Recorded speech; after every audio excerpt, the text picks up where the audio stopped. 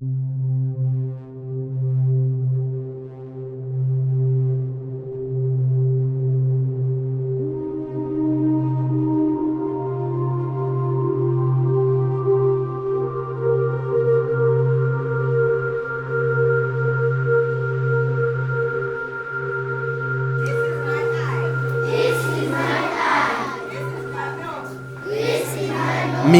Agnes Atala, Dina Achola, and Denise Mirembe. Atala is a graduate of ethics and business.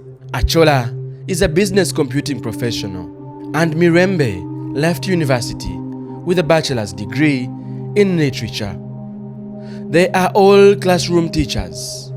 Atala and Achola are at Chigandalo Church of Uganda Primary School, while Mirembe is in Muwaya Sub-County at St. Kizito Kanyabwina Primary School. These ladies would be enjoying the pomp and color of the city, building careers in air-conditioned offices. Atala arrived at Chigandalo at the height of the COVID-19 lockdowns. She was instrumental in carrying out homeschooling to keep children in the loop.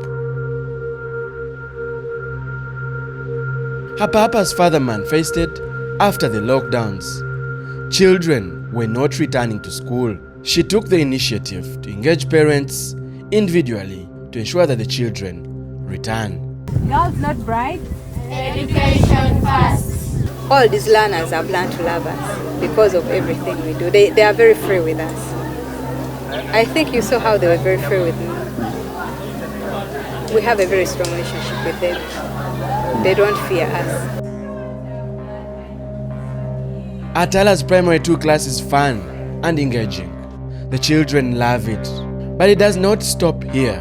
Her routine involves stepping out of class to meet parents whose children need collaborative attention. Little Hadija, back at school, has been moody lately. Her mathematics performance has deteriorated.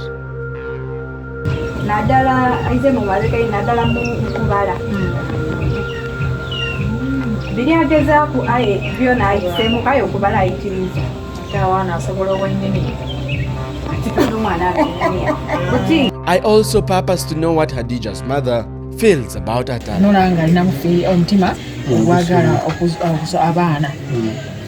Omwana bamuteekako omukwano bukyanga bajjuuka okusomera abaana baagala okugenda kusomera.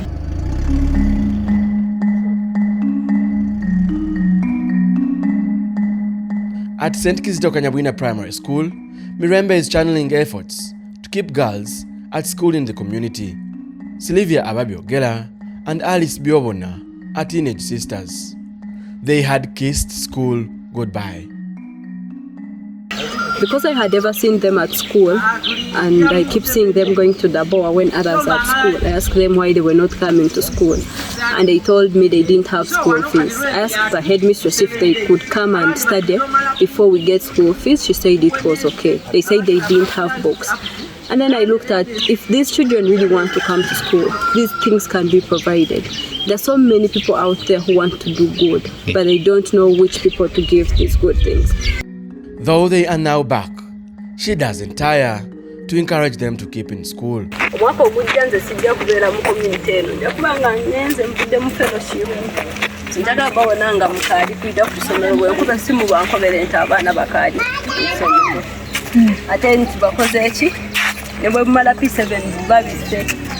Like Atala, Mirembe is also much involved with children and their families to make sure they keep in school and perform better. Wish my P1 children were still here. I would have showed you a boy, he's called Safa. When I first met him, he was very violent.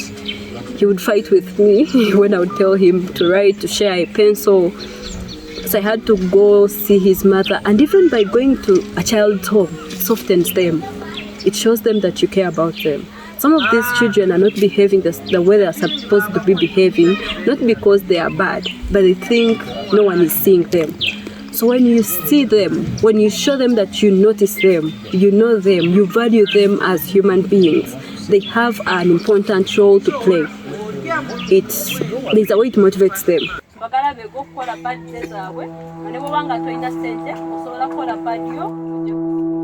Mirembe regularly invites a non-profit that teaches young girls and teenage mothers how to make reusable sanitary pads.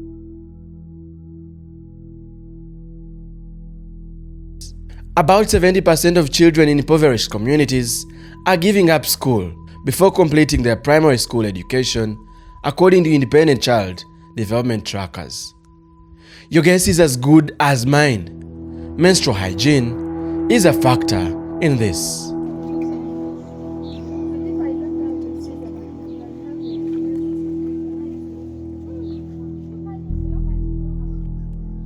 Atala, Mirembe and Achola, and about more 30 other graduates with different professional backgrounds are scattered in all over different communities in Mayuge to help turn things around. First things first.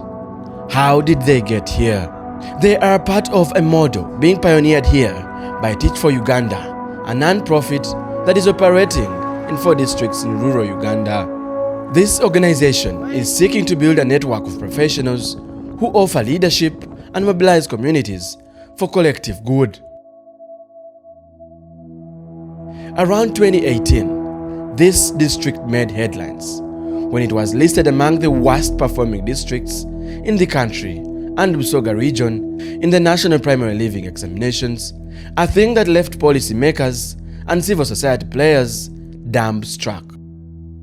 Teach For Uganda believes that collective efforts are needed to pull children in this area out of the rock bottom. Teach For Uganda is a non-government organization, and we run a program, a fellowship program. And this program is a teaching as leadership program.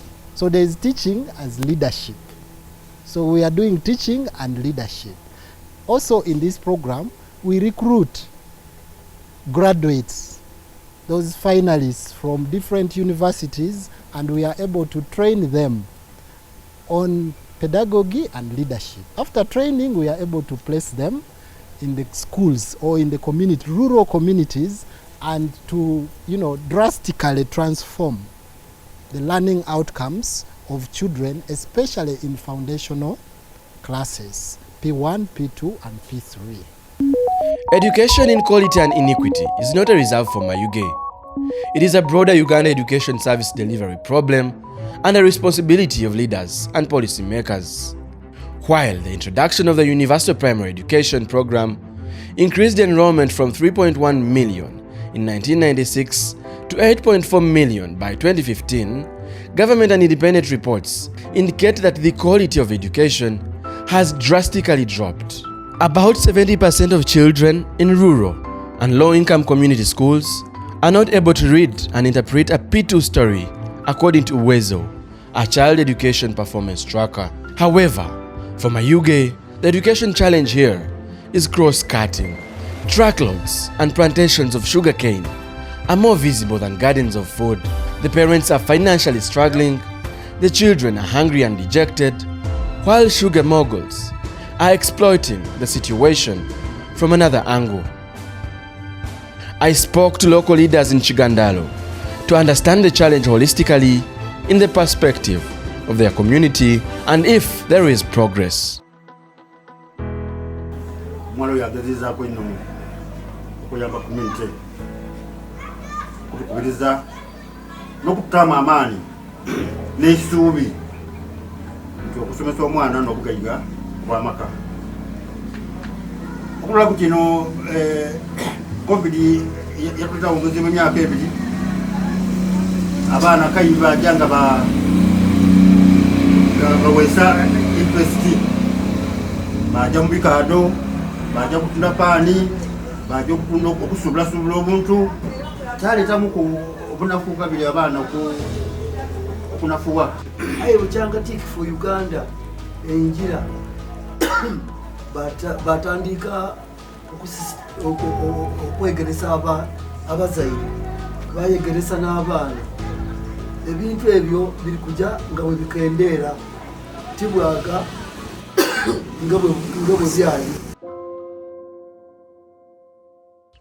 Among the many challenges, there is also an infrastructure gap in the district. On average, one desk is occupied by 6 learners, while over 90 crowd on one pit latrine every day. The average number of children per class is 127. In Atala's class at Chigandalo Primary School, there are about 150. The district needs extra 23,700 desks, 137,515 textbooks, and over 550 million shillings worth of salaries for the 674 required teachers in order to meet national standards and reduce inequality in learning. If they could add me 4.4 billion to make it 17.4, then I'll have all those teachers for primary and it will be perfectly well at a ratio of 155.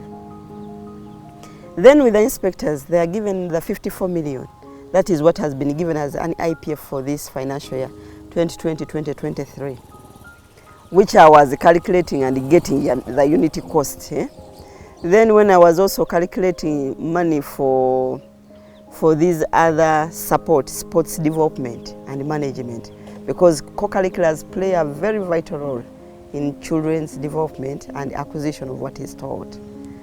I looked at the unity cost given per child is 218 shillings, because all those learners, we give them 30 million for a whole year. When you divide by the 137,515 learners, it's like every child is at a unit cost of 218 shillings. When us were calculating this financial year, the funding gap, because my inspectors are given 54 million shillings for a whole year to give support to 1,112 schools. But then if you go at a unity cost of a school, you'll find that's maybe 2,000 something, 3,000.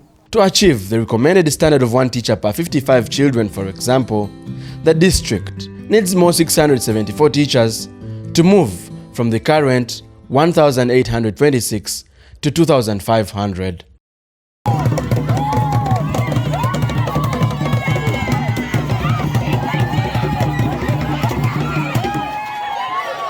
Teach for Uganda is counting on the brilliance of recent university graduates to overturn some of these challenges. The fellows have thus been deployed in the poorly performing schools, whereupon the response mechanism involves games and recreation, parental visits, working alongside teachers to fill in the human resource gap, and introduction of technology and solar systems. For now, they are focusing on the lower primary stage from primary 1 to primary 3 to improve literacy and numeracy and wholesomely change these villages' attitudes to education.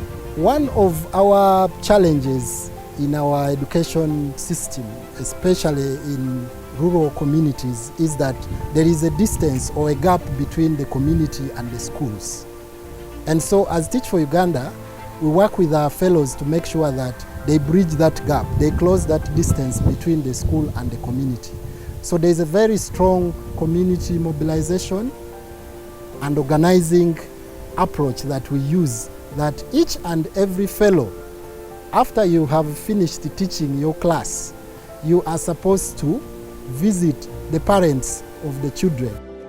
At Chigandalo, enrollment increased from 1,125 when Atala first arrived to 1,400. The previous year, primary 1, I had 235. This year, I have 262. Then primary 2, previous year I had 145. This year we have 176. We were understaffed, yes. We were having few teachers. So when Teach for Uganda chose our school, it was really a blessing for us.